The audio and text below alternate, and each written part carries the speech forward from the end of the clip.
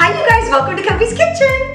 Today I'm so excited. I'm going to make this amazing shrimp basil stir fry dish that I make. You guys, it is so simple, fast, and beyond delicious. You're gonna love it. I put this up actually early September on my Facebook, and let's see, way back then I didn't even have a blog. I wasn't even thinking of doing a blog, believe it or not. But this dish, I just put some pictures up.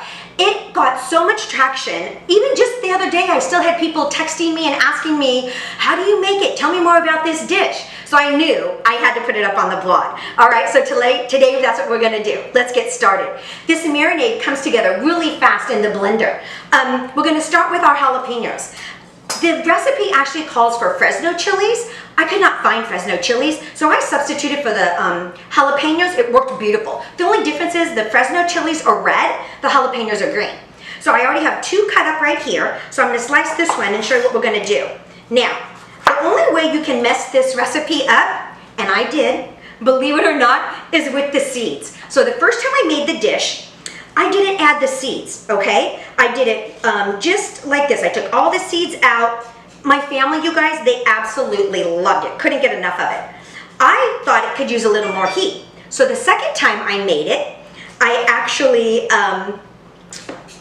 put all the seeds in. That was a problem. Let me tell you, my family, they were like, what are you doing? It was way too spicy for them. So I think the moral of the story is you need to know your audience. You need to know who you're cooking for, all right? So like I said, from my family, they really don't like the seeds. So it's up to you. If you've worked with jalapenos before, you know what your family likes or doesn't like, or you know the people who are coming over for dinner, you can add them or not, all right? Or you can even add half the seeds if you'd like. You can do whatever you want with it. Okay, so I just put 3 jalapenos in without seeds. Next, I have 6 cloves of garlic here. We're gonna dump in. I just peeled them, and you wanna get a little smash on them, okay?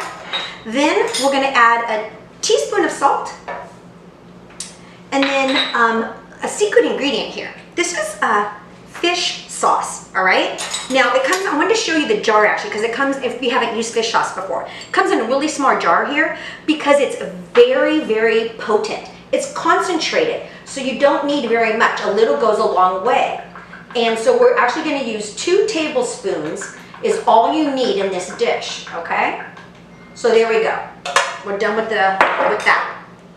Next, we have 3 tablespoons of vegetable oil. We're just gonna add right in there. And now, there is one more secret ingredient actually. It's a 1/4 cup of sugar. Now, you need all this sugar. If you're thinking, oh, I'm gonna like just skip that and not add as much, you need it, trust me, because this sugar is what's going to give you the amazing caramelization on the shrimp later when we're cooking it. You need the sugar, so just dump it in, all right? Now from here, what we're gonna do is go ahead and just get blending. Let me put our lid on, and here we go. Put our lid on, and put power. And then you just want to blend this up. Take a minute here and maybe pulse it. You just want to blend it till smooth, however long that's going to take you, all right? Just keep it going.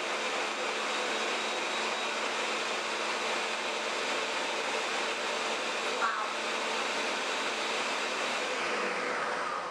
Let's take a peek. Should do it. Okay, I'm gonna leave that there. Now what I'm gonna do is get my shrimp in the marinade. Now what's interesting about the shrimp, let me grab this here, of these gorgeous shrimp, okay? Now I wanna tell you guys something. My shrimp I'm using is peeled and deveined and with the tails off, because that's how my littlest likes it. He doesn't like to have the little tail on, but you can do this recipe with the tail on if you'd like, all right? And then the other thing is a lot of times I do the shrimp frozen. I actually always keep some frozen shrimp in my freezer. I buy it at Trader Joe's. And Trader Joe's has a really nice red Argentinian shrimp that goes really good with this recipe. Typically what I do is 2 pounds at a time whenever I make this for my family because they can't get enough of it. So let me get our marinade right in here. All right. Now, what's nice about this dish, I'm just gonna give it a little toss to coat, all right? You can see, real easy, all right? Just a little toss to coat. What's nice about this dish, it only takes 10 minutes to marinate. So it's not something that you have to have, you know, do it first thing in the morning, have it marinate all day. You don't have to do that. You can just, 10 minutes is all it takes. Let me tell you why.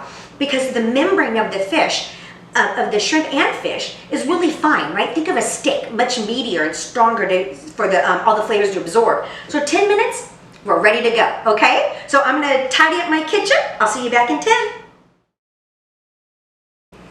Hi, you guys. Okay, our shrimp has been marinating and I've already started cooking it because you cook it in batches. You don't want to crowd your pan. So this is something you want to, oh, hear the sizzle? That's what you want to hear. You want that nice sizzle. And once you put your shrimp down, you don't want to disturb it. You want to leave it there. You don't want to move it around. You want it to be able to get that nice char. So let me just finish getting these in. I think I can, yep, I have room to get them all in. Yes, one last batch, we're going to be done. Okay, so what I've done is I've already cooked, this is 2 batches right here, okay? This is already 2 batches.